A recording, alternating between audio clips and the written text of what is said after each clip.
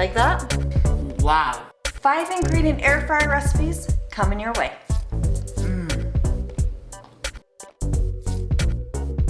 This salsa verde chicken takes less than 15 minutes to cook. For this one, you just need some chicken tenders. Mine are still a little bit frozen. That's okay. Some salsa verde. I really love the Herdez brand.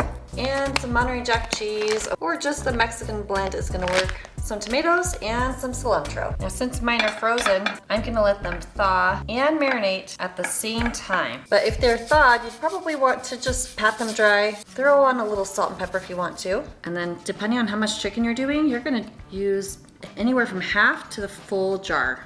Then just go ahead and put it in the fridge and let it marinate for 2 hours. 2 hours is up and it's time to start cooking. So for this one, I'm gonna test out using this parchment paper. If you haven't watched it yet, don't miss my video where I tested some odd air fryer tools, including this air fryer parchment paper with no holes in it. I'm cooking this one in my dual blaze air fryer. The dual blaze has burners on the top and the bottom, so it heats nice and efficiently. I'm gonna start out with 8 minutes at 380 for these chicken tenders. Now the nice thing about the Cosori is I don't have to flip because it's heating from both sides. Let's take an internal temp and see how this is doing. Looks like we need a few more minutes. So we started with 8. I'm gonna add on, let's go with 5. Okay, we have 2 minutes left. These are super close to being up to temp. Let's go ahead and throw on some cheese. And I love just cooked tomatoes, so I'm gonna cook these on right now. Just 1 diced tomato, and we'll let it finish up. And now you have perfect, delicious chicken. Then garnish it with that cilantro. Not gonna lie, I really kind of like how easy it is to pull the food out of the air fryer. And that basket stays nice and clean. And survey says, Oh wow, that's pretty good. how many stars do you give it? 3.9. 3.9 stars, there you go. Hey, this next recipe can totally be modified with any meat or bread of your choice, and it literally is gonna be ready in 15 minutes or less. So this recipe is so flexible. These are artisan rolls that I got from Costco. Any sort of ciabatta roll, anything like that will work. Then, perfect if you have any leftover barbecue or meat. You could also just buy some pre-cooked stuff and then grab some sort of yummy dip. This is gonna be so delicious, and some Parmesan cheese. These ciabatta rolls are just already pre-sliced, and you can use any spinach and artichoke dip that you want. You obviously don't have to get what's at Costco. Go ahead and spread the spinach and artichoke dip right on top of the bread. And here's the cool thing about using like leftover meat or pre-cooked meat. You don't necessarily have to heat it up beforehand. Just spread it on top, and then of course you're gonna have extras. You can individually bag these up and freeze it for another night. Place them right inside the basket, pop it in the air fryer, turn it on, and we are gonna do 400 for 6 minutes. And check out how nice and crispy that is. And top it with some Parmesan cheese. We're gonna pop it back in the air fryer. Now, if you have the Cosori Dual Blaze, it does have a broil setting. So that's only going to run the top burner. And we're just gonna run it for actually about 2 more minutes to melt that cheese. And guess what? If you do buy these in bulk, you can totally freeze these too. And it sounds like my open-faced sandwiches are ready.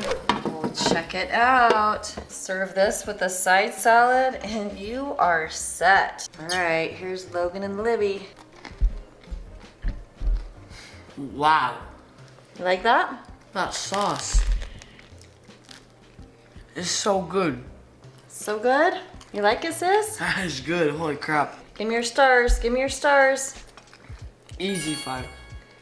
Ding, ding, ding, yahoo! That is seriously delicious dinner in 15 minutes or less. If you've got some kids that are feeling kind of bored, have them make this recipe.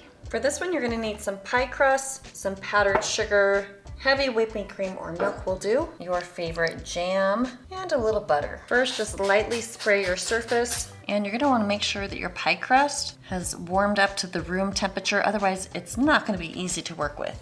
Now you can just randomly use the pizza cutter and cut 4 rectangles out of here. So get something rectangular, just so everything's uniform in size. Kind of press it down. The goal is just to give you some nice lines that you can kind of cut around, because this is something you don't necessarily want to eyeball. And then just cut along those lines. Then just get a finger wet and you're just gonna moisten along the edges. Then get your jam or whatever type of filling you choose and just spread it on the inside of each one of the sides of the rectangles. Then go ahead and flop that over so the two wet edges are touching each other. Then use your fork to press them closed. Then just carefully lift those up and place them right inside the basket. Probably are just gonna be able to fit 4 in there. And I'm just gonna lightly mist these. Then you just wanna cut some little slits in there. That's just gonna let everything breathe and cook up nice. And we're gonna run it at 350 for 8 minutes. And with those scraps, I just kind of laid them out and I'm just gonna kind of mush them back together. I kind of squared it up a little bit. And look what I just discovered. This pie box is gonna just be the perfect width for my little hack job. Because if you're looking for fancy, I'm probably not your gal. All right, 8 minutes later, I'm gonna say let's give them 2 more minutes because they're looking really good. But I want them just a little more cooked. And now they're nice and golden. Oh shoot, we gotta make some icing. Add 2 tablespoons of melted butter to 2 cups of powdered sugar, and then start with about 2 tablespoons of heavy whipping cream. You could for sure use milk if you're in a pinch. And if you've got it, it is a 6th ingredient, but add a teaspoon or 2 of vanilla. I just love what that does for icing. Go ahead and whisk that up. And if it's still too thick, I found that just adding hot water will usually make it a little easier to work with. By the way, I forgot to show you how nicely these cooked on both sides. I sure love that dual blaze with the burner on the bottom. I'm just liking it more and more. Go ahead and place your Pop-Tarts on a cooling rack. So we want these to cool completely before we put the icing on. Here's my little scrappy one. Boom. We have to run to a basketball game, so we are just gonna quickly frost these, even though they're not 100% cool. Pretty close though. Here's my helper. These are gonna be so good. Wow, okay. Think we're good on the sprinkles, Missy. Ah, yummy. You ready? Grab one. Oh, you want that one? Okay. Here we go. 1, 2, 3. Mmm. Well, that's a fun little treat. What do you say? I give it like a 4. I'll give it a 4 too. 5 stars, yeehaw. I have more 5 ingredient recipes for you right here. And make sure you know about these air fryer secrets. Thanks for watching. I'll see you on the next video.